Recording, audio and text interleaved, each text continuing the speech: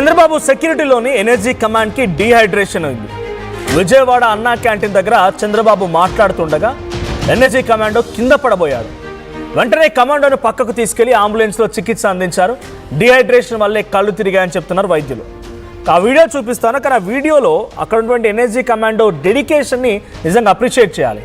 ఇక్కడ చూడండి, ఆ స్పెట్స్ పెట్టుకొని చంద్రబాబు పక్కనే నిల్చొని అక్కడి నుంచి తరలిస్తున్న వ్యక్తిని అప్పటి వరకే ఆ వీడియోలో సుమారుగా 30 సెకండ్స్ వరకు ఉంది ఆ వీడియో. సో చాలాసేపుగా చంద్రబాబు మాట్లాడుతున్నారు, ఆ లైవ్ టెలికాస్ట్ అవుతోంది, చాలా మీడియా ఛానల్స్ అక్కడే ఉన్నాయి. సో ఆ క్రమంలో అప్పటి వరకు నిజంగానే నాకు అస్వస్థ ఉంది అనుకుంటే చెప్పి అక్కడి నుంచి వెళ్ళిపోయేవాడు, కొంత దూరంగా వెళ్ళిపోయేవాడు, పక్కన ఉన్న వారికి ఇన్ఫార్మ్ చేసేవాడు. కానీ ఏదేమైనా పర్వాలేదు, నేను నా బాధ్యత నివర్తిస్తా అన్న రకంగా చంద్రబాబు పక్కన నిల్చొని తనకు రక్షణగా ఉన్నాడే కానీ ఆయన ఎక్కడ కూడా వెనుకడుగు వేయలేరు. ఇక పూర్తిగా క్షీణించిపోయింది. ఇక కింద పడపోయేటువంటి సిచ్యువేషన్లో పడిపోతుండగా పక్కన కొంతమంది పట్టేసుకొని ఆయన అక్కడి నుంచి తరలించే ప్రయత్నం చేశారు. సో విజువల్ చూస్తున్నాం మనం. సో అక్కడ సర్కిల్లో కనిపించే వ్యక్తి ఆయన ఎనర్జీ కమాండో. విజయవాడ అన్నా క్యాంటీన్ దగ్గర ఈరోజు చంద్రబాబు మాట్లాడుతున్న క్రమంలో, ఆయన చంద్రబాబు బర్త్డే. సో ఆయన అక్కడికి వచ్చి ఏదో కార్యక్రమానికి హాజరై అక్కడ మాట్లాడుతున్న క్రమంలో ఎనర్జీ కమాండ్ వెనకాలే ఉన్నారు. చాలా తీవ్రమైన ఎండ కూడా, వేసవికాలం చాలా తీవ్రంగా ఎండలు కాస్తూ ఉన్నాయి. సో డీహైడ్రేషన్ అయిందట. వెంటనే ఆయన్ని పక్కనటువంటి చంద్రబాబు కాన్వెల్ ఇలా కూడా అంబులెన్స్ ఉంటుంది, ఆయనకి అక్కడ చికిత్స అందించారు. కొంత డీహైడ్రేషన్ అయిందని చెప్పి వైద్యులు చెప్పారు. సో దీనికి సంబంధించి మరిన్ని అప్డేట్స్ ప్రతినిధి ఏపీ ఇన్పుట్ ఎడిటర్ కృష్ణమోహన్ అందిస్తారు. కృష్ణమోహన్, సో ఎనర్జీ కమాండ్ చివరి వరకు అంటే ఆయన నిజంగానే ఇక్కడ డెడికేషన్ని మెచ్చుకోవాల్సింది. ఆయన ముందుగానే ఇన్ఫార్మ్ చేసి అక్కడ నుంచి ఎగ్జిట్ అయిపోవచ్చు, బట్ తన డ్యూటీని మాత్రం మర్చిపోలేదు. ఆయన చివరిగా నిమిషంలో, సెకండ్లో పడిపోతున్నటువంటి క్రమం వరకు కూడా నిల్చొని ఉన్నాడు, చుట్టూ కాపలా కాస్తూనే ఉన్నాడు. సో అలా కింద పడిపోతుండగా పక్కన వాళ్ళు పట్టేసుకొని అంబులెన్స్లోకి తీసుకెళ్లి చికిత్స అందించారు. సో ఏం జరిగింది, దీనిపైన ముఖ్యమంత్రి రియాక్షన్ ఏంటి? మనకు ఎన్ఎస్సీ కమాండ్స్ వాళ్ళ కమాండ్ వాళ్ళ వ్యవహార శైలి ఎలా ఉంటుంది, వాళ్ళ డ్యూటీ ఆఫ్ స్ట్రక్చర్ ఎలా ఉంటుందో మనకి తెలుసు.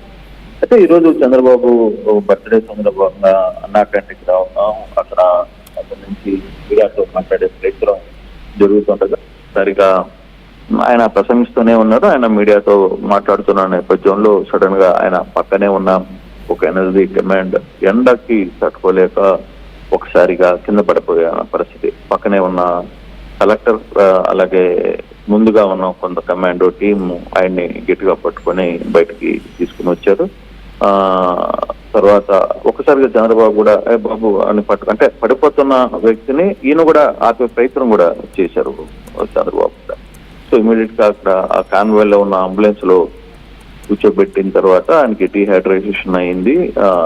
వేరే ఇష్యూస్ ఏం లేవు, ఎండకి డీహైడ్రేషన్ అయింది అని చెప్పారు. తర్వాత ఇంకా రెగ్యులర్ యాక్టివిటీలోకి ముఖ్యమంత్రి వెళ్ళిపోయారు. అయితే ఒక్కసారిగా ఎనర్జీ కమాండ్ అక్కడ పడిపోయే ప్రయత్నం కొంత ఒక 2-3 నిమిషాలు అందరినీ షాక్ గురైంది. అంటే అతనికి హెల్త్ బాగలేకపోతే కొంత ముందుగానే చెప్తారు, ఎవరికైనా కొంత ఉన్నప్పుడు వాళ్ళు డ్యూటీ చేంజ్ చేసుకుంటారు, ఆ ప్లేస్ లోకి వేరే అధికారి వచ్చి ఉంటారు. కానీ అక్కడ ఆ ఎండకి అంతసేపు ఉండలేకపోవడం ఒకటి, లేదు ముందు నుంచి ఆయనకి కొంత ఎక్కడో ఆరోగ్య సమస్య ఉండింది, 1-2 రోజుల ముందు నుంచి కూడా కొంత. కానీ అతను విధి నిర్వహణలో ఎక్కడ అలసత్వం చేసే ప్రయత్నం చేయలేదు. తను సీరియస్ గానే కమిటెడ్ గా ఉద్యోగ ప్రయత్నం చేశారు. ఎండకి కొంత ఒక్కసారిగా అతనికి తలగా తిరిగినట్టయింది. వెంటనే అంబులెన్స్ లో అంటే సీఎం కాన్వాయ్ లో ఉన్న అంబులెన్స్ లోకి తీసుకెళ్లారు. అక్కడ కొంత ప్రక్రియను చూశారు. ఆయన అంతా ఓకే అని చెప్పిన తర్వాత చంద్రబాబు ప్రసంగాన్ని కూడా కంటిన్యూ చేశారు. అయితే కొంత ఒక 2-3 నిమిషాలు ఆ సందర్భం మాత్రం కొంత ఏం జరిగింది అనే ఒక అటెన్షన్ ఒకసారిగా ఆ సందర్భం అయితే వచ్చింది మనోజ్. బట్ అతనికి ఏమీ అపాయం జరగలేదు. అతనికి కేవలం డిహైడ్రేషన్ వల్ల కొంత అనారోగ్యానికి గురయ్యారు.